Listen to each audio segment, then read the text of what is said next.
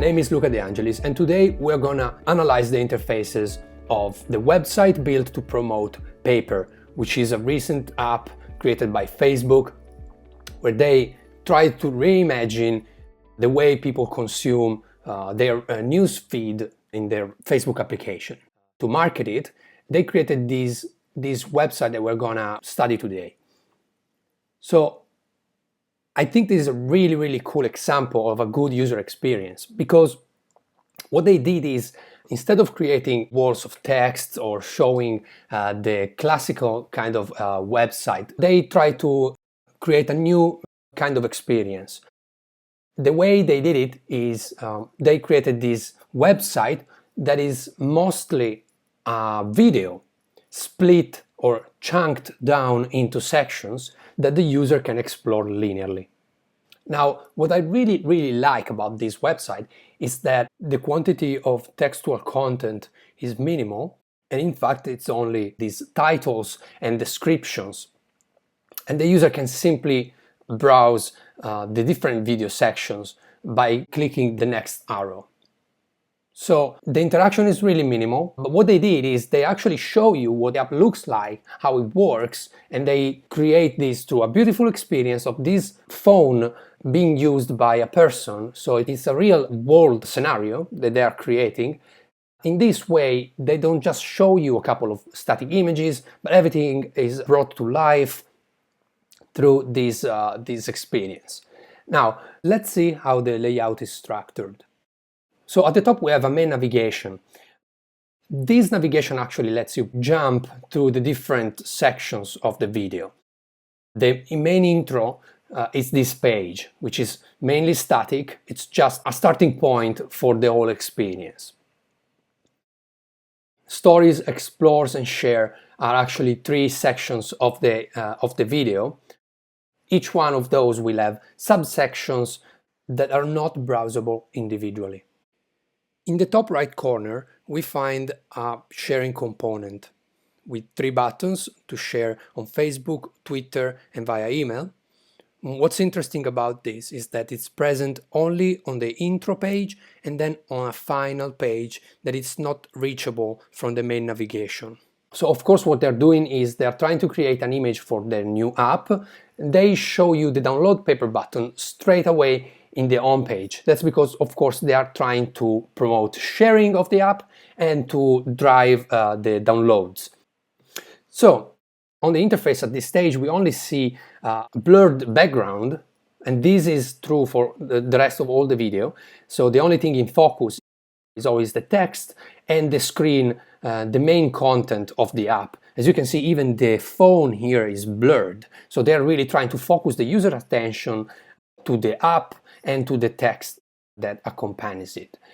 So the only thing moving on the interface, and this is really interesting, is that they left the arrow, the next arrow, moving in this natural way through an ease-in, ease-out transition. So what that means is that the arrow isn't simply moving left and right, but it actually slows down, and it really feels natural. So the fact that it's moving, it's meant to attract your eye, because as you may know, our eyes are created in a way that our peripheral vision is very attracted to moving things, and that's because it saves our lives. Imagine being in a forest and an animal suddenly tries to attack you. If it moves, you can see it immediately, and therefore you can react and you have more chances of surviving. So that's what they're doing here. There is no animation at all. They could have shown this screen moving and the user interacting with it, but no, that's not how it works. The experience they wanted to create is a static page. There is only one thing moving, and your eye is attracted to the next button. That's really clever. Think about it in your next project. I think it's a strong decision to just put a big icon here to download Paper. Another strong decision, this is the main call to action, and they left it white. There are no colors on the interface, on the text or icons. The only color, again, is used in the app. If you look carefully, even the background here, the table, is desaturated. Okay, you can see that is mostly gray, so it's very, very desaturated. And instead here we can see these accents, and this is not random. They think about this stuff. So the grass here is really green, then we have an accent with this brown and blue, then we have a strong red and a strong yellow. So you see all the primary colors are in here, so your eye is attracted and feels well balanced. To go back to the main call to action, this is a bold decision because yes, they left an icon, so that's quite self-explanatory, but you will usually create a call to action with a different color. If it's a link, you want to show that it's a link in some way, maybe underlining it or using some call to action color. So you will maybe shape this as a button because it's an action, the action of downloading, but they didn't. So it's quite interesting. What they did instead, they only left this download icon. Again, minimal, subtle, it works. It probably works for them. So, okay, we can see there isn't any effect apart from the main navigation where there is this subtle fade in, fade out over the main navigation buttons. But the rest of the interface doesn't respond to hovering at all. Okay, so the introduction is done. Let's now proceed into the video. Let's see what happens. So now, as soon as I tap on this floating arrow, you will see that the whole screen shifts into view from right to left. Again, another decision. They could have just started the video. Instead, what they're doing, they're trying to create an experience that is chunked into sections. Again, this is not random. They could have just played the video. Instead, they didn't. They want you to move and feel like you are moving to the next section. This is very important. Okay, let's click on the button. So as we can see, the scene changes. The movie starts playing, and there is no text at the moment. Text appears only once there is some kind of milestone in the video. So they want to teach you what happens. Great choice, because this way the interface becomes decluttered and you're not distracted by some text. So we move to the stories section of the website, and we saw the user interacting with the application. What they're doing here, they are mainly trying to make the app look cool. And that's true, because they're showing you that you can browse your paper with simple natural movements. So what they're doing, they're trying to create this image in the user's mind that the app has a good interaction design, so that they crafted these interactions and they're proud of it. And it's good they did. So let's see again what happens in the video. Another little note is that once the new section comes in, is very interesting, the previous section fades out and the next one instead fades into view from black, from a black overlay to transparent. So we can see the user browsing the stories and then dragging them up, and then dragging up an image and dragging it down to close it. So again, really good interactions, very simple. As you can see, there isn't even a click. Everything happens just by dragging. Let's see it again. I think this is really fundamental. Look at that, how natural it feels. You swipe left, you pick by dragging up, and then you open an image by dragging up and close it by dragging down. So why did they do it? Why did they choose to do this? Well, the reason is it's simple. Now, you may think it's not simple because we are not used to dragging stuff around, to open and close. And that's very true. We're used to having affordances and icons and symbols that symbolize, for example, a button to open and an X icon to close. So that's very true. We are losing all of that. But what are we gaining? Well, we are gaining an interaction that is more fluid, it's simpler, and I think the most important aspect of it, it's not precise. It doesn't require you to be as precise as tapping a small icon 44 pixels by 44 pixels. You can scroll naturally, freely, and you have big affordances, big areas where you can move freely. You don't have to put too much precision. Wherever you want, you just tap and drag, tap and drag. You see? So it's very, very natural. And I think this is really a good interaction design that they chose for their paper app. A good thing to remember for your next project. Okay, so we saw that the animation ends and the video gets stuck again. They could have just let the video play until the end, until the share section. Instead, they didn't. This is another good choice. Remember it. What they did is they split it. They split it and they let the user absorb what just happened and let the user move on when ready. Okay? So I think that's a great choice. So at the end, we are presented with a static screen. Everything is frozen. And what's moving? The arrow. This is the only cue that we need to look at this very moment. Another interesting thing is that the scene changed completely. From the wooden table of the cafeteria, we are now transported to the kitchen. There are some letters, there are a couple of plants over here. And another important thing is that the previous screen is all based on red colors, warm colors. This scene instead is blue colors, cold colors. Why are they doing it?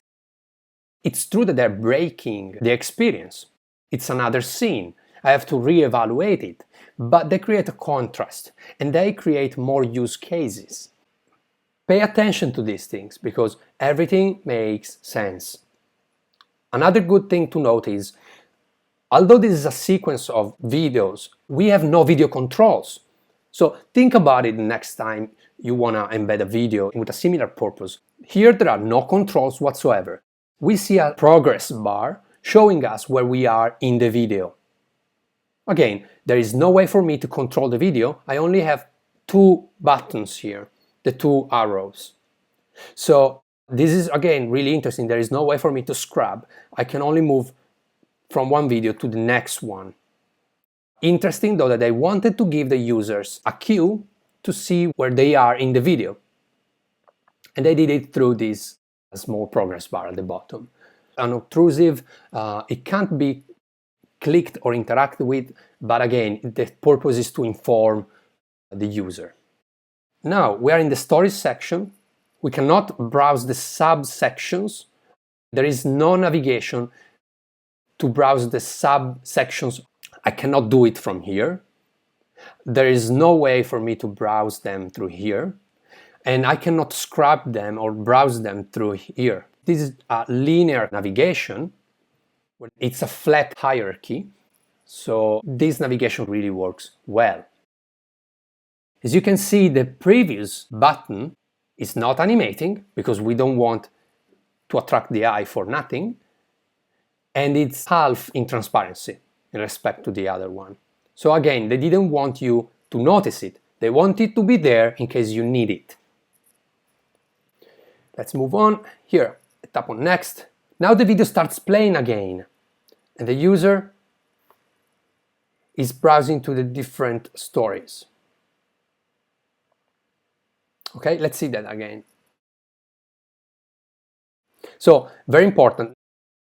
Since we haven't browsed from one main section to the other, now this is one video in the same setting, in the same scene, just playing and resuming from subsection to subsection.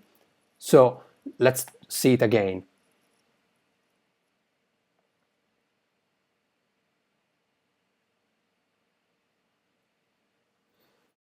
They're giving emphasis to the full screen experience and distraction free. Lots of white space in here. And again, what they're doing, they're trying to sell you a new user experience. And that's why they have made this app.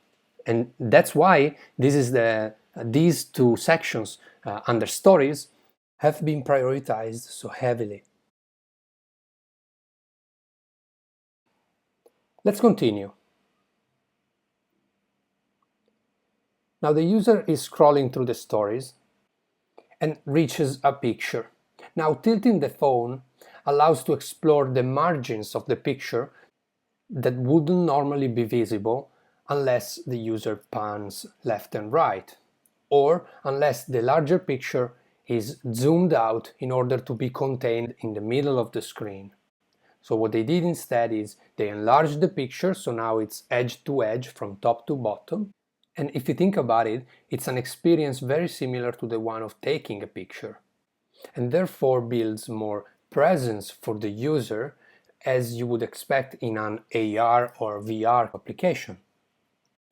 And while it's true that portions of the picture are hidden and the user has to interact to see them all, it's also true that it's a simpler interaction than having to pinch to zoom or double tap to enlarge it. So they're trying to keep the interaction fresh and minimal. Another note is that in the app, we can see that as the user tilts the phone, there is this horizontal scroll bar showing where you are in the photo, what portion of the photo you are viewing. Now let's continue. In this subsection of the video, they are showing that while it's possible to browse horizontally through the stories, when a photo album is reached, it's possible to browse all the photos contained in it just scrolling vertically. What surprises me is that the photos aren't edge to edge, but there is actually a thick border all around them. And probably it's been done to let you see that the pictures are contained in this particular story. Let's go on, the video isn't finished. So, now this section shows that videos can be seen in full screen and they play automatically.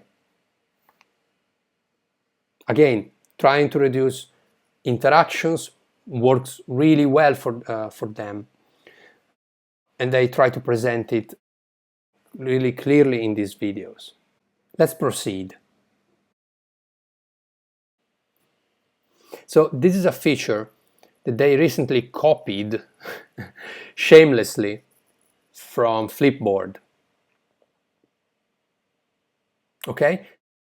The interaction design is front and center. What they're doing is they are embedding news into the news feed, and they let you open the news with a drag interaction. Tap on the embedded news and drag it up so to unfold it. This animation is actually quite cool because it feels really natural and it feels like opening a piece of paper, folded paper, and the news will become full screen. As you can see, as soon as the animation finishes, the container becomes full screen, and dragging it down will fold it back into place. Good interaction design, copied from Flipboard. And they are selling the fact that stories can in fact be unfolded, and you can see news from the best world sources. Pay attention to the drag down interaction that moves us from the single story to the list view. Great, so the story section is closed, and now we are into the explore section. This is a quite long video actually, because a lot is happening on the screen at the moment. So you can choose from sections about a range of themes and interests. So this is meant to customize your experience on the paper app, and the interaction design is really great. This could have been just a boring list that you can scroll left and right, and instead what they created is this collection of cards tilted, and the interaction design is really, really well crafted over there. The animations are superb.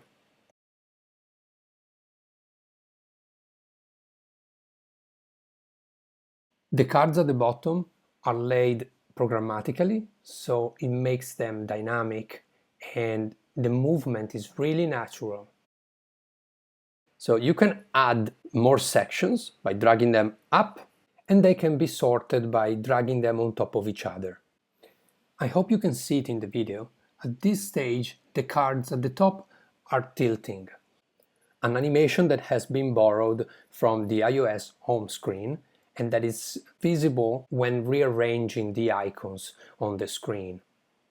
I don't think they copied it. I think it's more a question of using a familiar interaction design, so to reuse existing knowledge in the user's minds.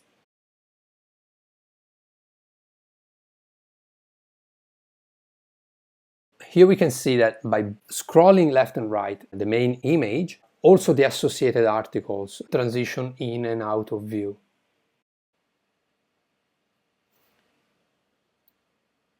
Again, the same drag up, drag down to open and close sections.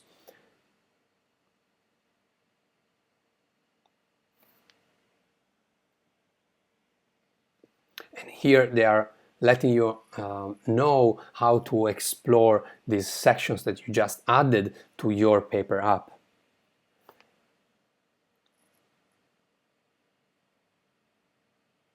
Okay, now the video moves on to demonstrate the sharing functionality. Now notice that the scene changed to a bed and the user is composing a message and adding a photo. Now pay attention to the motion design. Have you seen those animations? They're gorgeous. Let me show them again to you in slow motion. The user selects the picture and the icon that confirms the selection bounces for a couple of times with an elastic animation.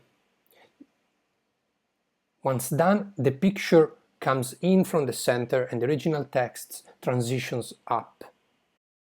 Okay, I wanted to note that the background changes, and this is a different shot of the cafeteria. So they are reusing the intro. If you remember, in the intro we were on this table, and now in the Explore section, again, the same table. So they really wanted to create more contrast. And so they moved from these red colors to blue colors, again back to red, so they're creating rhythm. And then they move again to blue colors, mainly blue and desaturated colors.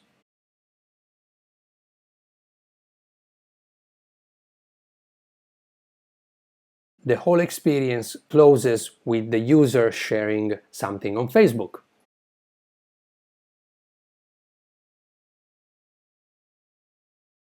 Beautiful motion design. Let's have a closer look. The user posts the message. The message becomes a smaller card that bounces in with all the other cards, and through the force of this card jumping between them, it also moves the other cards as a consequence. So it's really natural and realistic. Then the cards becomes whiter and there is an upload in progress with this small donut. So it's a good feedback for the user to know what's happening in the background. Again, same bounce effect that we saw earlier, and then the animation completes. Okay, let's proceed to the last screen. We're back to the wooden table of the cafeteria. What's really interesting is that this section is not even in the navigation. And although this is quite uncommon and you would actually try to avoid this situation as much as possible, I understand why they did it.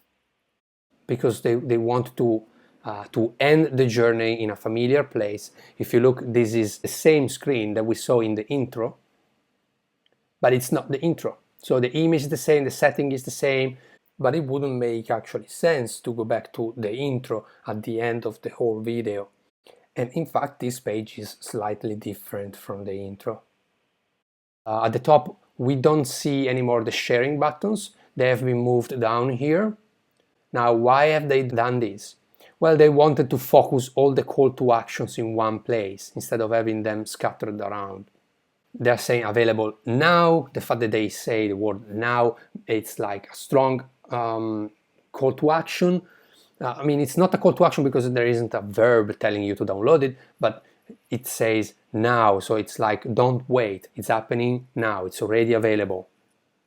And here they're describing what the app is, and it's beautiful storytelling from friends and the world. So from your Facebook friends and from world news. Available for iPhone on the US App Store. The intro is not highlighted because of course we are in this weird page that it's not represented in navigation. It's a different version of the intro, but they couldn't really highlight any section. So I think this doesn't work really well.